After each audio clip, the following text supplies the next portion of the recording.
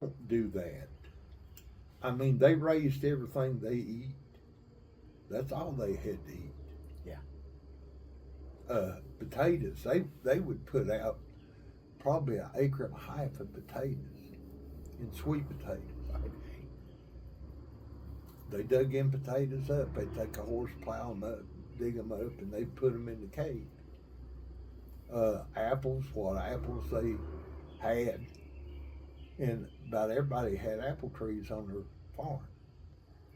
They'd take in, they got laid in the straw under the house so they wouldn't freeze. Really? And back then, the only way you kept anything, you either had to can it or salt it. That's your only two options.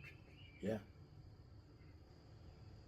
I've never heard that about laying the apples in hay underneath the house to keep Yeah, them from we freezing. laid on straw. Keep them good and cold, but not, yeah. It was cool in there. It'd probably get, of course, back in if it got to zero, we'd probably, they put in a stoker furnace. So it probably kept underneath the house probably 45, something Yeah. like that. Yeah. How cool. Wow. Yeah. That's awesome. And Granddaddy'd always trim his hams and salt them, check them every day, and then he'd hang them in the woodshed up there. Man. And in the top of the woodshed was where they kept their grain. Okay.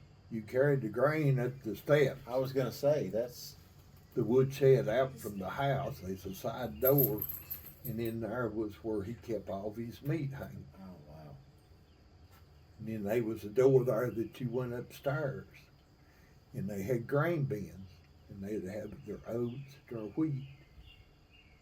And of course, at the time, the old mill dam down here next to the highway, they could take their wheat down there and get it ground for flour. Wow. How did that work? How, like, when you do that, did they keep part of it, or did they just charge you a fee, or how did they do that? Sometimes they'd keep part of it. Sometimes, I mean, it was minimal. Okay. You know, they might do a 50 pound of flour, charge them a nickel. Oh, wow. Oh, wow. Okay.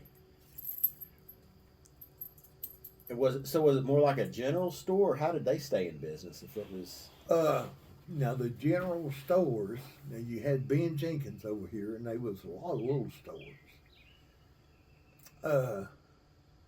They kind of have just basic. Okay. They wasn't very much. They was some canned foods, but from what I've read, that wasn't the healthiest thing because of the cans, the way they lined them, Gotcha. Okay. and they used lead to seal them. Oh Oh shoot. my goodness. So you know, Wow. Okay. they actually kind of lead soldered the lids on them. Wow. So it was just basic canned stuff. They'd have crackers, they'd have candy, some bread. Now being Jenkins over here, he'd carry a little bit more. People would bring in canned stuff, you know, and he'd sell it for them, stuff like that. He carried feed for people's chickens and hogs and stuff like that, just a little bit of feed. He'd get a truckload of feed a week. Okay. Carried dynamite. You could go over and buy dynamite you across really? the counter. Yeah. Wow. Wow. Yeah. And then I remember, well, it was in the 60s. You could go over and he always called me Little Doc. And my granddaddy's name was Alexander Doak Hall. Okay. But on his birth certificate, when they wrote it out, they left the K off and put a C. So it was Doc. Yep. So everybody called him Doc. Okay. So I go in over and he called me Little Doc. Bologna, you could get bologna over and cheese. He carried light bread. Of course, he had the canned stuff, feed, stuff Yeah. like that. But, yeah. Oh, that's. And I didn't ask you either about the train, because you said something about the train over Ford. Was it Ford Town? The train ran from Kingsport to Johnson City, and of course that was Clinchfield. Okay. Uh,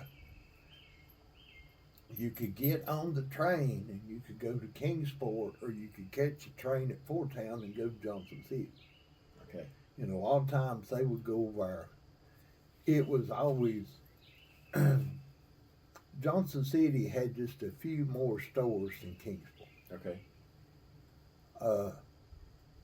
They would go over and catch a train and ride the train to Johnson City, and they get off right downtown, and they do their shopping and stuff like that, and they basically kill a day to catch a train to come back to Fort Town. Wow. Okay. Now going to Kingsport, they very seldom rode the train because they'd always hook up the wagon, take the wagon. Okay. Wow, that was quite a ride into Kingsport. Well, they kind of went down and kind of like the old highway. Okay. And right there below the dam, there was actually a place, if it hadn't rained or the river wasn't up, you could ford the river with a team of horses and a wagon. Okay. And I remember Granddaddy one time, they had been to town and they'd come back through Long Island. Now Long Island had a auction place for cattle. Okay. And rough characters too, but anyway, they was a man come out there and told Granddaddy, he said, you all need to get out of here. He said, you see the clouds back over the mountain. He said, we'll be a flooding here within an hour. Oh, wow. And they had went to the stockyard there. I don't know if Granddaddy was looking for something or whatever. But anyway, they said as he left the stockyard, you could see the river.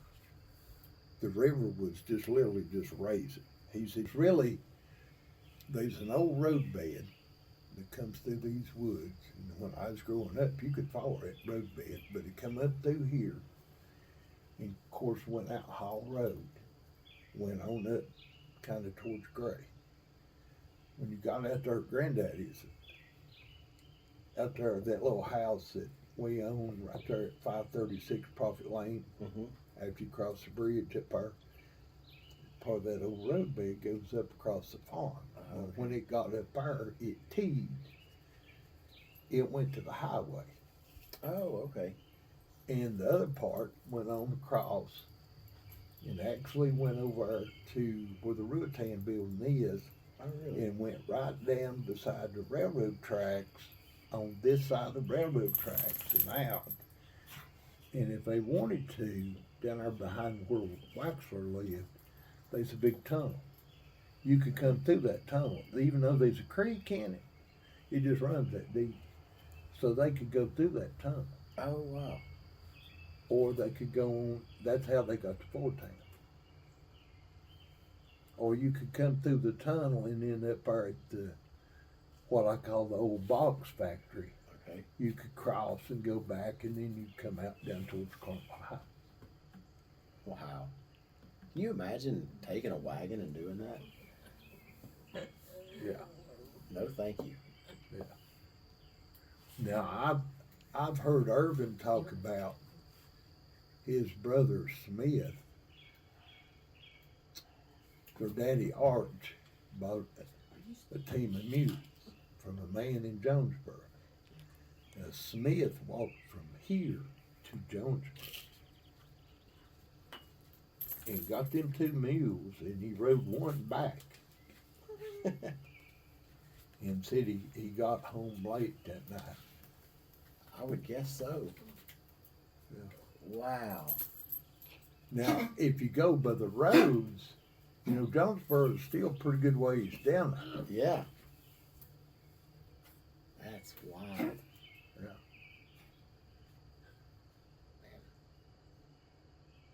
But yeah, down there where Colonial High School is and everything, all that was farmland all the way up through there. That's so hard to imagine now. Yeah, and Daddy told me the two people that owned all that land up through there. I can't think of their name.